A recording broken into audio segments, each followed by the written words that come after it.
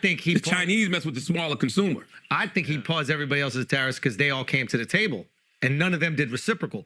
The only country to do reciprocal is China. So he's like, all right, your shit not going anywhere. I'm going to negotiate with all these other countries, and we're going to freeze your ass out. In this video, Andrew Schulz and Charlemagne discuss Donald Trump's tariffs. Andrew Schulz explains the benefits of the tariffs to Charlemagne, who thinks they're a bad strategy. With that, let's watch Andrew Schulz school Charlemagne on the topic of Trump's big, beautiful tariffs. I'm here for it. I'm here for the discussion. I mean it. Talk to me. Run it up. Okay. It hasn't affected me yet. Because you got money. No, because I tell jokes. Yeah. But once, you know what I'm saying? Like, if I had a clothing business, I'm sure I'd be immediately impacted. I haven't bought clothes since. I haven't. Microphones cost money, but it affects. We bought those. But you're not on tour right now, but it does affect the people who are coming to your shows. Yes, 100%. I mean, obviously, I'm being hyperbolic. But, like, I think what is happening is people who are more downstream, i.e. me, you, we're not immediately hit by. Some of my friends are in the clothing business, and they're like, dude, like, I won't even have a business if there's 104% tariffs. Like, it's 125 right now.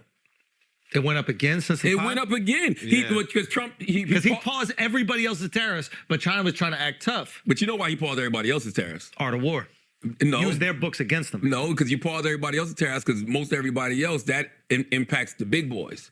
The big boys probably was like, hey, you fucking with our money. I think the Chinese mess with the smaller consumer. I think he paused everybody else's tariffs because they all came to the table, and none of them did reciprocal.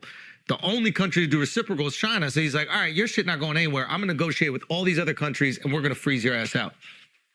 Because all they could have come to the table, they could have come to the table and be like, you know what, that's right. It is weird that there's no tariffs in this direction and we tariff you. Let's have a fair tariff exchange. But instead, they upped it. Somebody already fucking you, and then you go, I want to make it even, and they fuck you harder? Say again? China not pussy. I think it's because we don't get oil from China. I think that's the reason why. It's easier to come to the table about basic goods and not about the thing that's really going to affect the country in a major way. The basic goods are going to affect us because the regular everyday people are going to be getting hit in the pockets. Yeah, but he's already elected, so. But you can't make it worse. If you ran on groceries and making the economy better and making life easier for people and pointing at Joe Biden and the Democrats saying they're making your life hard, you cannot make nobody's life hard. But groceries aren't going to go up because of China. We don't buy groceries from them. Consumer goods will. It's a lot of goods that are going to go up. We're talking about Pull clothing, up some of the goods. talking about clothing, toys, or whatever. Like, yeah. Electronics. But not this groceries. country, laptops, tablets. Yeah. Hair, you know what I'm saying? Like, there's a lot of shit that's going to go nah. Pull it up, Taylor. Hair. Taylor found out. Nowhere. Taylor found out. But she's right. But electronic and laptops.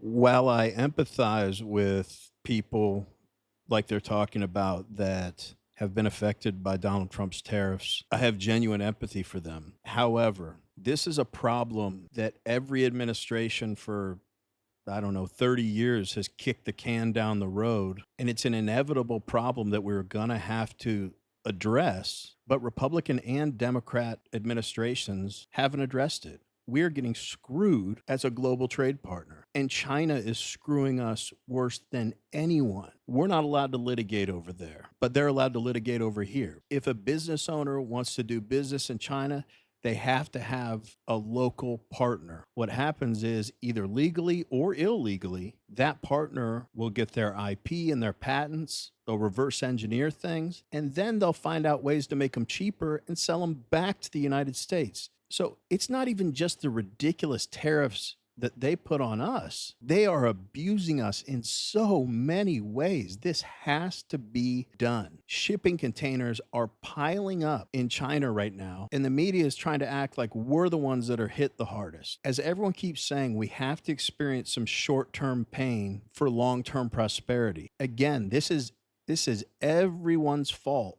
that has been in charge prior to this administration. But no one wants to do what's necessary like Donald Trump is because they know it will be unpopular. So I fully support the tariffs. I really hope Donald Trump stays the course because he's literally up against everyone here. He's up against Wall Street big time. These billionaires that he's supposedly looking out for, they're the ones opposing him the most. So that's a dumb narrative. You've got some people in his own party.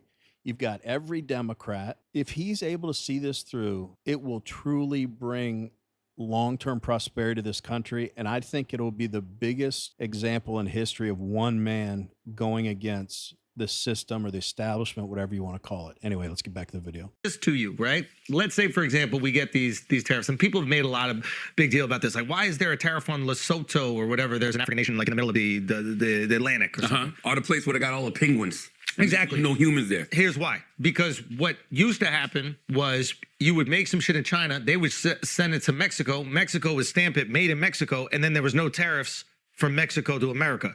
So basically what they did is they go, all right, everybody's going to get a baseline 10% tariff so that you can't do that little fugazi and find the arbitrage.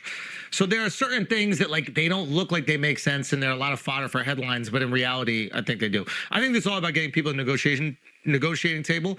And if it ends up working out, there's a world where like these tariffs that we put on other countries could generate like $750 billion, right? If that happens, and then they say, we're going to eliminate income tax for everybody making under $150,000. How would you like that? It sounds like a pipe dream. All right. Yeah. It sounds like If they pull it off, though, I'll tour less. Do you know what I'm saying? Like, Yeah, for sure. if everybody making under $150,000 no longer has to pay income tax because that money is generated by the tariffs. How much are you saying they're going to generate? There's been some analytics done where it could be up to like $750 billion. How much do we owe China? trillions. But you're talking about trade deficit. Owing money is not a bad thing. Like America owes me because I bought treasury bonds. He'll never lower the deficit. He'll never lower the deficit by doing the tariffs. That's just not going to happen. I don't think they're trying to even pay off the debt. I've never heard of, America going, oh yeah, here's a little bit on what we owe you. It's not what we do. It's not what we do at all. It's like, you want to fight about it? No, you don't want to fight? Cool, then we just owe you. Most people don't even understand like what the debt is. It's like you invest in America, you buy these treasury bonds, and America goes, yo, we're going to pay you back 5% on that thing you bought.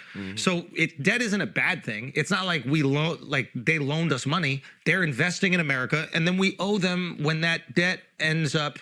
We'll owe them every year this percentage, and that percentage hopefully is eradicated by the growth of our GDP. Would you like to know the top U.S. imports from China, guys? Yes.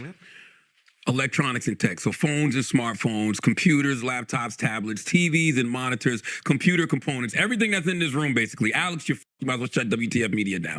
Machinery, industrial equipment, electric motors and generators, semiconductor machinery. Yep. That's what U.S. factories damn near rely on. Furniture and home goods, sofas, tables, beds, chairs, lighting fixtures, home If you like watching videos like this one, like and subscribe. We'd really appreciate it. Let's get back to the video. decor, toys, games, and sports equipment, textiles and apparel, clothing, footwear, fabrics, yarns, and raw textile materials, plastics and chemicals, plastic containers, kitchenware, industrial plastics, fertilizers, auto parts, tires, engineering, engines, battery parts, medical equipment and supplies. So that's everything from masks and gloves and gowns to surgical instruments, thermometers. Like, what are we talking about? Nobody else can make that shit. Clearly not. If they could, we wouldn't be buying it from China all these motherfucking years. Well, One, I think, if we get, I don't know, the right infrastructure, a lot of that stuff is replaceable. But two, if you got a DIY How soon page before this infrastructure gets made, though? See, the conversation that kills me when they talk about it's going to bring manufacturing back to America. First of all, it's going to take several years to build factories in America. Yep. And in 5 to 10 years, it's not going to create no new jobs because it's going to be robots running every motherfucking thing anyway. But it's more about national security than it is about creating jobs. There you go. You need to be able to create your own submarines. You need to have an assembly line. You need to have the manufacturing capability to create the devices that protect you. And if you don't, you're in a real liability when it goes to global war. We couldn't even have we didn't even have masks during COVID. Whose fault is that? They made No. It's America's fucking fault. So how do we fix it? That's what the question. So how do we fix it? then?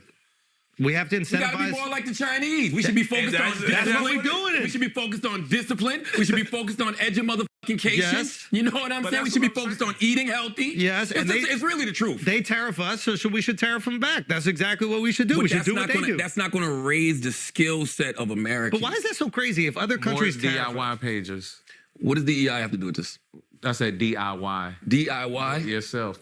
Like everybody, okay. And you can learn carpentry on the internet. See, that's the problem. Yep. You ain't gotta wait. Charlemagne's really talking out of both sides of his mouth here. He's like, whose fault is it that we didn't have masks? It's our fault, Charlemagne. That's why we're saying we need to bring manufacturing here. Then when we answer that question, you say, why would we bring manufacturing back here? That's going to take years. Okay, so should we not do it? And then he says, in 5 to 10 years, that won't create jobs because it'll be robots doing it. Again, does that mean we don't want products made in the United States? They mentioned it already. We need essential goods to be made in this country, and we can't be dependent on our biggest adversary on the planet. He's absolutely right. Look what happened during COVID. They had to sell us masks for a virus that they created. And as far as the debt, of course you haven't heard anyone say we're going to pay off the debt. That's why it's a problem. Just like this trade thing's a problem. You haven't heard anybody in the past talk about leveling the playing field as far as trade. And that's why both these things need to be done so urgently. Everyone else is too scared about their reputation or their actions being unpopular, so they don't do it. But Donald Trump is truly doing what's best for the country, and he's the only one that has the balls to do it. If it doesn't get done now, it terrifies me. We'll go back to the status quo of being dependent on China for all our goods, and if we don't start focusing on the deficit now, we'll just continue to run that thing up. So the more and more I talk about these tariffs, the more I'm convinced we have to stay the course. Why would we give up now and just go back to the status quo after all the uncertainty and the chaos that it's caused? We can't let all of this have been for nothing. People that are opposing it are purely opposing it because it's Donald Trump doing it. Everyone agrees that we should wean off of our dependence on China for essential goods. So they all agree in the stated outcomes. So what's the problem? The problem is they just don't like the guy who's doing it. They don't want to see him get credit. Anyway, let's wrap up the video. That's the problem. The problem though. is how you gonna watch it because the tablet's gonna be. TikTok is done. TikTok is done. Tablets are done. Laptops are done. TVs are done. You're not going to get a new phone every year. Boo-hoo. You're going to have to save your phone for 2 years, 3 years. You know what? You would say that after your special comes out on Netflix. I don't get a new phone until the buttons fall off. You done made all your money. Remember when it was turn your phone to the side. Now it's like your phone. You know what I'm saying? You see what I'm saying? You see what I mean? Don't tariff China, man. You guys got to take those back, bro. Don't tariff anybody. Well, if we weren't tariffed, then we wouldn't need to tariff. I'm gonna be honest with you guys. I didn't even know what the tariff was until, I agree. last year. None of us know. It's like like fascism. None of us knew this shit was going on. We don't know fascism either. We just say it. I know what fascism is. But what do you really? I don't. Exactly. If you don't like somebody, they're fascist. Like I called my wife a fascist the other day. Wow. I didn't even know what. Did she deserve it? Maybe. I don't know. I just said it. It seemed like the right thing to say. You know?